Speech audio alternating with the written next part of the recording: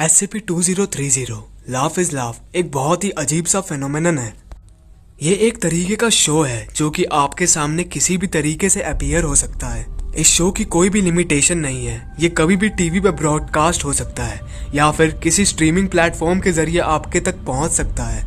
किसी भी random website से आपके डिवाइस में खुद ब खुद डाउनलोड हो सकता है या फिर अगर आपके पास कोई डीवीडी है तो उसमें भी ये अपने आप ही आ सकता है। ये अर्बन लेजेंड काफी ज्यादा खतरनाक है। इसका कॉन्सेप्ट कुछ ऐसा है कि इसके अंदर कुछ एपिसोड्स होते हैं।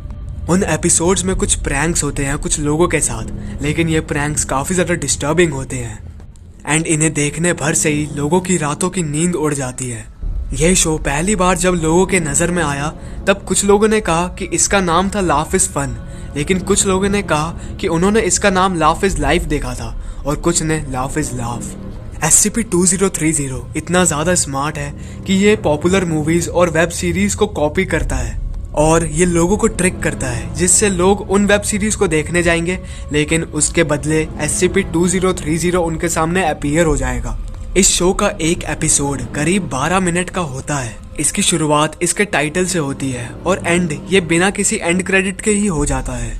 जब इसके ऊपर इन्वेस्टिगेशन की गई तब पता चला कि इस शो में जिन लोगों को दिखाया गया है वो एक्चुअली में या तो मिसिंग है या फिर वो लोग मर चुके हैं।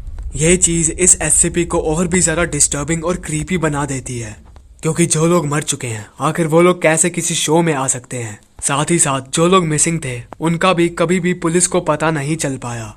लेकिन SCP-2030 को सबसे ज्यादा डिस्टर्बिंग जो चीज बनाती है वो है SCP-2030-1।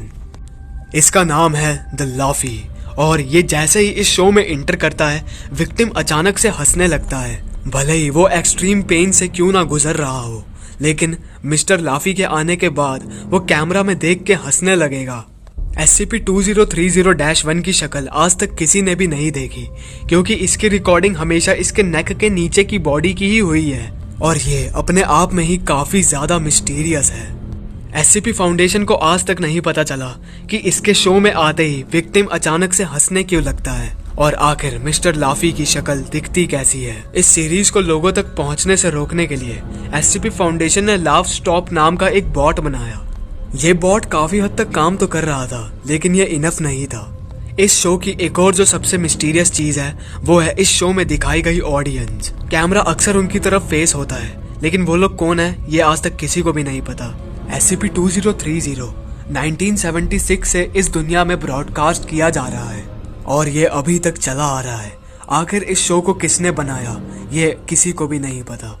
ये शो अपने आप में ही काफी ज्यादा वियर्ड है। इसके एक एपिसोड में हमने देखा कि एक बूढ़ा कपल एक सोफे पे बैठा हुआ होता है, लेकिन उसमें से जो मेल होता है उसके पेट में काफी ज्यादा दर्द हो रहा होता है। उस आदमी के मुंह से एक मधुमक्खी बाहर आती है और उसके बाद मधुमक्खी का पूरा झुंड उसके पेट से बाहर आने लगता है। वो सारी मधुमक्खियां उसकी बीवी को काटने लगती है, जिससे उसे काफी ज्यादा दर्द होता है।